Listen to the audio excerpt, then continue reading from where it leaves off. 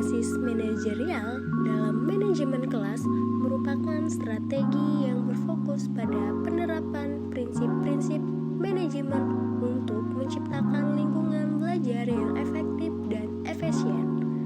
Nah, pendekatan ini menekankan pada perencanaan, pengorganisasian, pengarahan, dan pengendalian kegiatan belajar mengajar di kelas. Nah, ada beberapa strategi yang dapat diterapkan untuk mengimplementasikan pendekatan berbasis manajerial dalam manajemen kelas. Yang pertama, ada perencanaan, yang mana kita sebagai seorang guru harus memiliki rencana pembelajaran jelas dan terstruktur. Yang kedua, kita sebagai guru harus menentukan tujuan pembelajaran yang spesifik, terukur, dapat dicapai, relevan, dan berjangka waktu. Nah, dan juga kita juga bisa memilih metode dalam pembelajaran, memilih media pembelajaran yang tepat, dan juga menyusun penilaian pembelajaran yang efektif. Nah, yang kedua, ada pengorganisasian. Nah, guru menata ruang kelas dengan rapi dan kondusif, yang mana biasanya di setiap kelas itu guru menata ruang dengan rapi, seperti menampilkan foto presiden, dan juga ada pernak-pernik yang membuat siswa menjadi nyaman saat pembelajaran. Yang kedua, membuat aturan dan prosedur kelas yang jelas, yang mana maksudnya ini dalam membuat aturan kelas kita harus dengan jelas. Jadi contohnya dalam pembuatan peraturan tiket kelas. Nah, guru sudah menentukan masing-masing siswa untuk piket pada hari tertentu, misalnya si Zikri piket kelasnya hari Selasa, si Weni piket kelasnya hari Rabu. Nah, begitu sudah ditentukan. Yang kedua, ada membagi siswa ke dalam kelompok belajar yang heterogen. Dan yang terakhir ada melegalisasikan tugas kepada siswa untuk meningkatkan partisipasi mereka. Seperti biasanya kan guru-guru memberikan tugas kepada siswa atau pekerjaan rumah untuk biar mereka bisa belajar lagi di rumah gitu. Nah, yang ketiga ada pengarahan, yang mana dengan ini guru memberikan instruksi yang jelas dan mudah dipahami.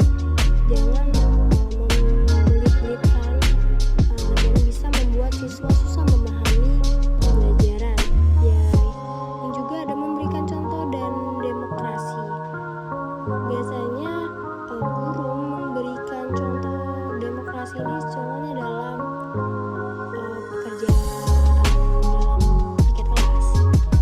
Nah, juga membimbing dan membantu siswa saat mereka belajar. Nah, guru di dalam kelas maksudnya ini membimbing siswa pada saat mereka belajar. Dan yang keempat adalah memberikan umpan balik yang konstruktif. Nah, juga kan ada biasanya siswa ini bertanya kepada seorang guru, kita harus memberikan umpan balik yang konstruktif agar siswa itu mengerti. Nah, yang terakhir yaitu 4, pengendalian.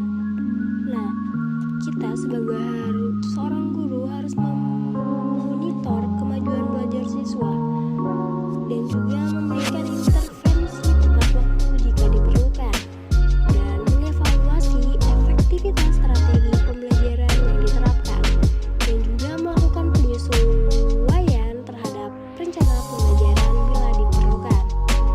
Nah, jadi pendekatan berbasis manajerial dalam manajemen kelas merupakan strategi yang efektif untuk meningkatkan kualitas pembelajaran di kelas. Dengan menerapkan strategi ini secara konsisten dan tepat, guru dapat menciptakan lingkungan belajar yang kondusif dan membantu siswa untuk mencapai hasil belajar yang optimal. Psikologi adalah ilmu yang mempelajari tingkah laku organisme yang hidup, terutama tingkah laku manusia. Psikologi berasal dari bahasa Yunani, yakni psi, yang artinya jiwa, dan logos, yang artinya ilmu pengetahuan.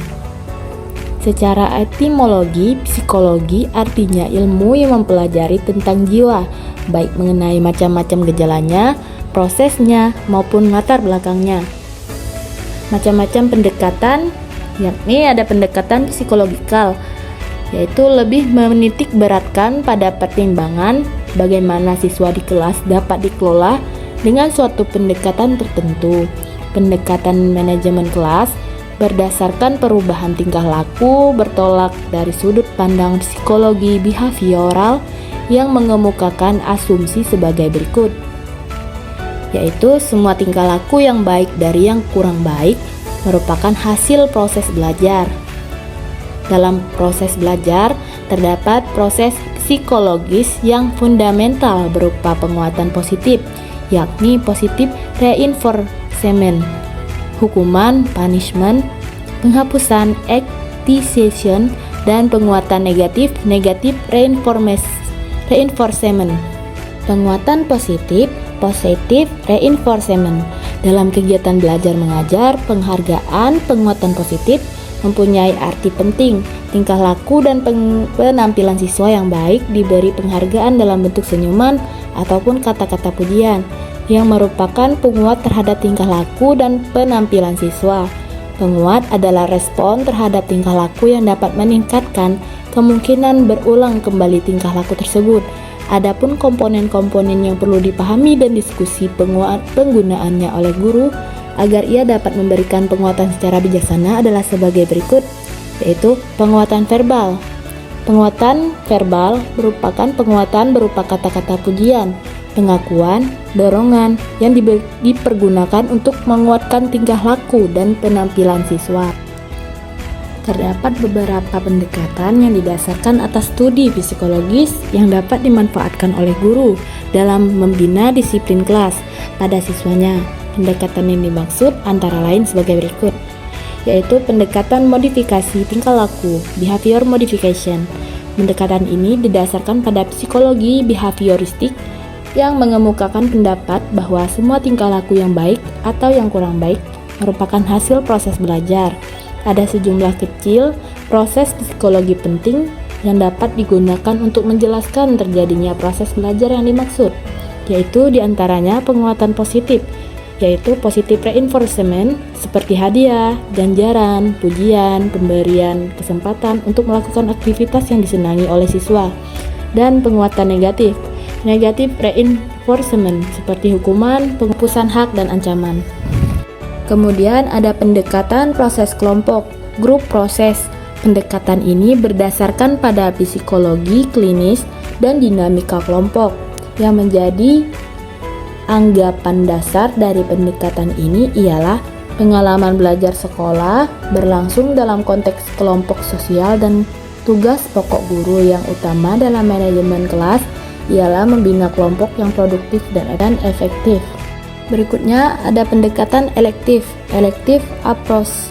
Pendekatan elektif disebut juga dengan pendekatan pluralistik, yaitu manajemen kelas yang berusaha menggunakan berbagai macam pendekatan yang memiliki potensi untuk dapat menciptakan dan mempertahankan suatu kondisi yang memungkinkan proses belajar mengajar berjalan efektif dan efisien, di mana guru dapat memilih dan menggabungkan secara bebas pendekatan tersebut sesuai dengan kemampuan dan selama maksud dari penggunaannya untuk menciptakan proses belajar mengajar berjalan secara efektif dan efisien. Baik, kesimpulan, pengelolaan kelas yang efektif menggabungkan pendekatan manajerial dan psikologis. Pendekatan manajerial memastikan kelancaran dan efektivitas pembelajaran, sedangkan pendekatan psikologis mendukung keberpihakan dan perkembangan siswa. Gabungan ini menciptakan lingkungan belajar yang optimal dan kondusif bagi semua siswa. Kami dari kelompok 5 yang beranggotakan Ade Febiola dan Najwa Romadianti mengucapkan terima kasih.